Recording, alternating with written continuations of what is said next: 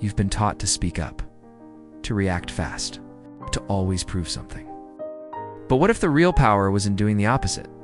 What if you could walk into any room, say nothing, and still have everyone listening? Most people scream too. Be heard. But the strongest ones don't need to raise their voice, because their presence speaks louder. In a world addicted to noise, those who master silence command attention. Shift the room and win without playing the game. This isn't about tricks. This is about strategy. And in this video, you'll learn how to use silence as your weapon. From ancient Stoics to modern leaders, this forgotten skill has shaped history. And now, it's your turn. So hit subscribe, turn on notifications, because this channel gives you tools that most people will never be taught. And YouTube only shows it to you if you stay connected. You're ready to control the game by saying nothing? Let's begin. Go. You might think that silence is just the absence of noise. But what if I told you that silence is one of the most powerful tools of influence ever known? In a world obsessed with talking, with selling, performing, debating, showing off, staying quiet seems like a weakness. But for the Stoics, silence wasn't just a virtue. It was a strategy. Because when you say less, people listen more. This video dives deep into the secret power of Stoic silence. It's not as a passive act, but as an active weapon. A way to dominate without raising your voice. To lead without demanding. To win without saying a word.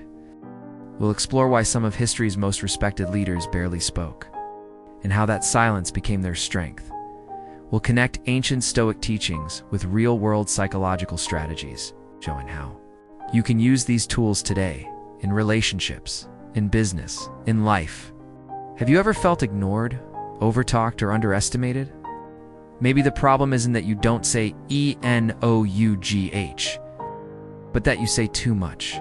What if your greatest power was in the words you didn't speak? What's your view on this? You think silence is a strength or a weakness in today's world? Let me know in the comments, and if you're ready to unlock this underrated weapon, keep watching. Let's begin with the first truth.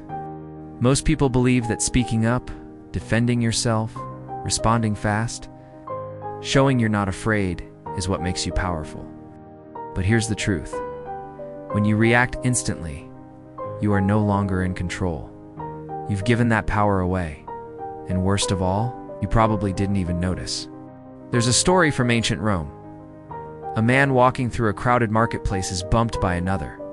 The second man turns, furious, yelling, "Watch where you're going." First man doesn't flinch, he doesn't shout, he doesn't even explain. He just nods slightly and walks away. A bystander asks him later, "Why didn't you respond?" The man replies, "Because I refuse to hand my peace to someone who doesn't value it." That is the first form of power, emotional command.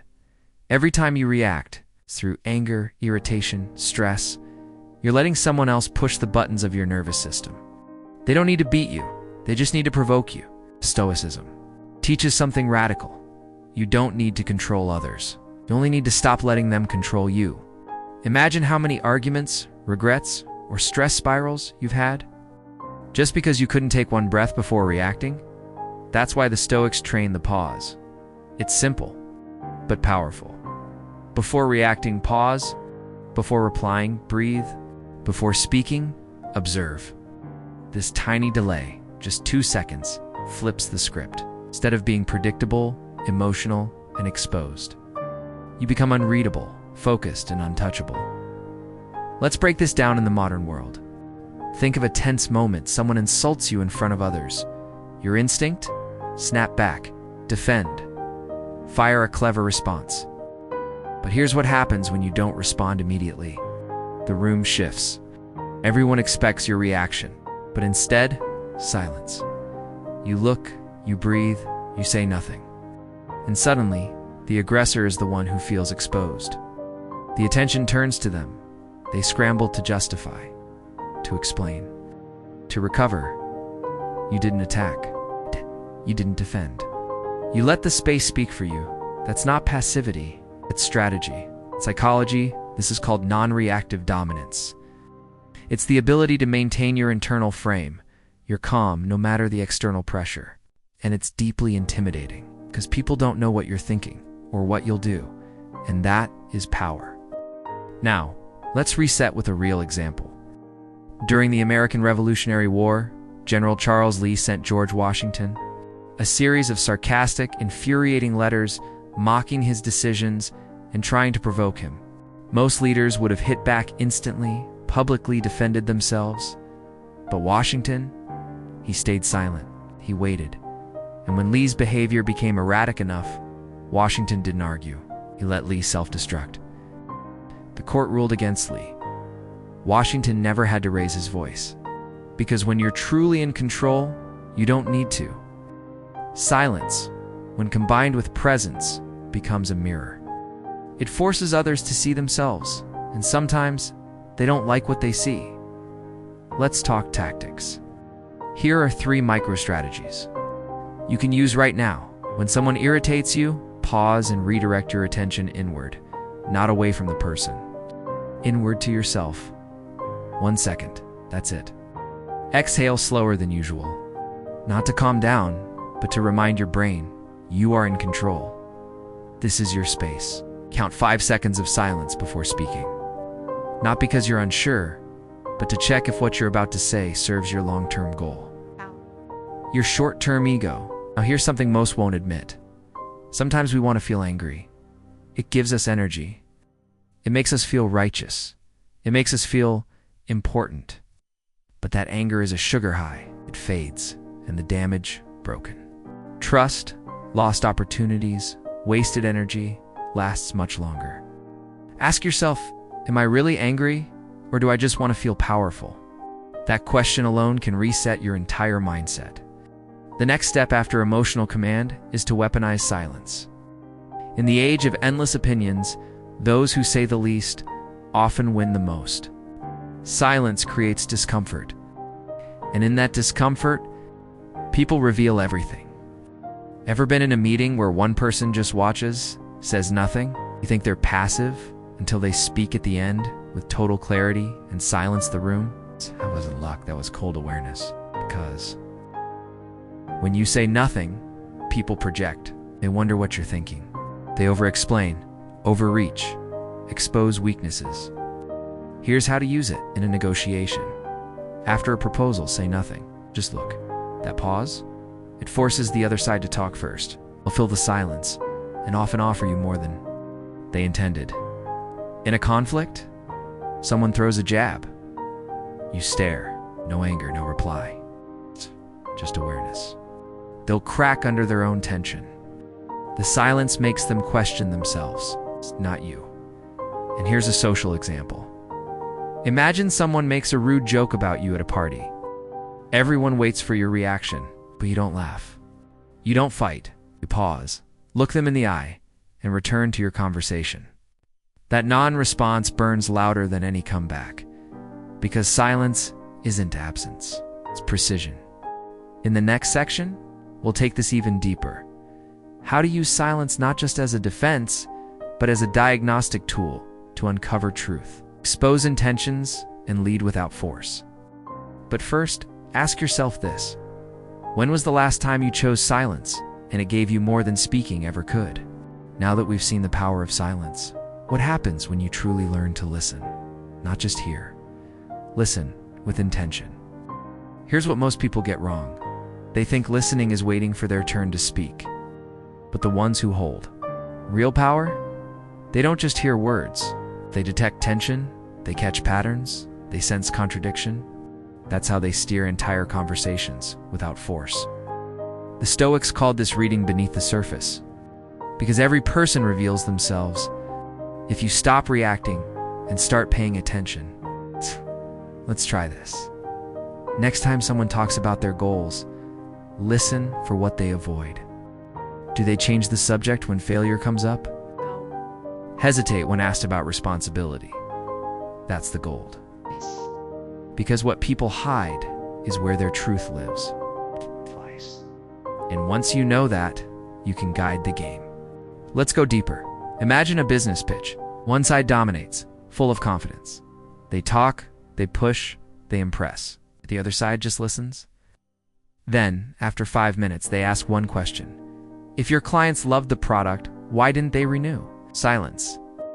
Just like that, the power flips. Because a well-timed question doesn't attack, it exposes.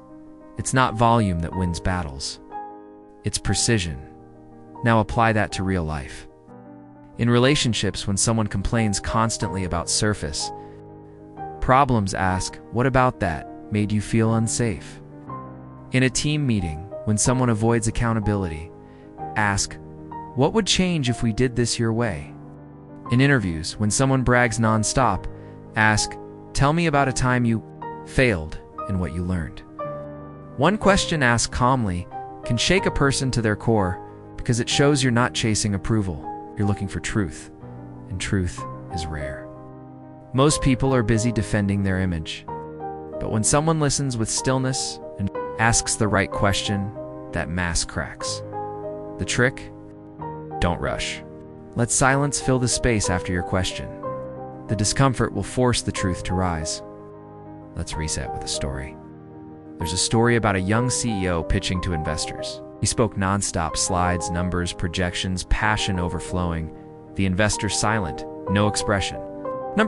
Comments, panicked by the stillness, the CEO kept talking, till he accidentally exposed a risk, one he wasn't supposed to mention.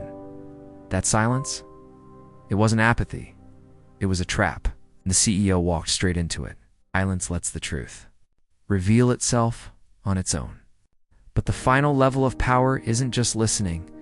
It's leading through presence, not words. It's not pressure. Presence. There are people who walk into a room and shift the entire atmosphere without saying a thing. No jokes.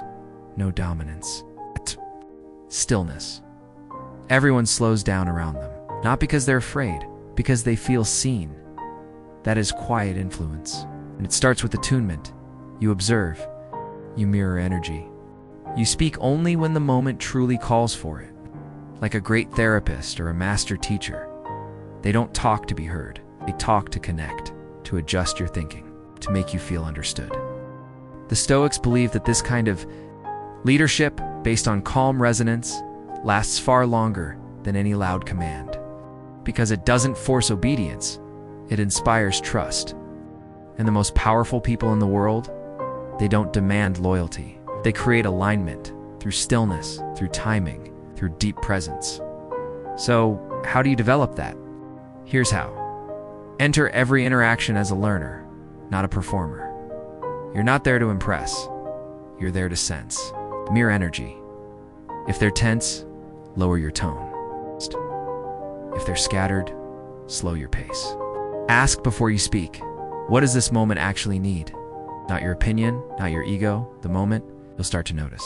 People lean in. Conversations get deeper. Walls drop. Because you're not performing. You're present. And that presence becomes power. Now comes the most counterintuitive rule of all. Sometimes, the strongest move isn't to stay. It's to walk away, strategically. Because your absence, when used wisely, can create more respect, curiosity, and influence than any words ever could. The Stoics understood this perfectly. They didn't cling, they didn't chase. They observed, and when the game was no longer worth playing, they walked. It's not quitting, that's clarity. People crave what they don't always have. If you're always around, always replying, always present, your value drops. Scarcity creates weight. A wise person sets boundaries, shows up when it matters, leaves when it doesn't. So next time you're unsure if you should engage, ask, is my presence here serving a purpose, or just proving that I can't let go? Sometimes the most powerful people are the ones who can say, I've seen enough. I don't need to stay to be strong. And finally, true freedom is the ability to walk away. It's not because you're bitter, because you've chosen yourself. Before any partnership, role, or relationship, write your line. If this line is crossed, I leave. Not as a threat, as a commitment to your integrity. Because those who stay too long usually lose not just time, but themselves. So the question is, can you lead through stillness? Can you dominate without noise? Can you walk? Not because you're weak, but because you're finally strong enough.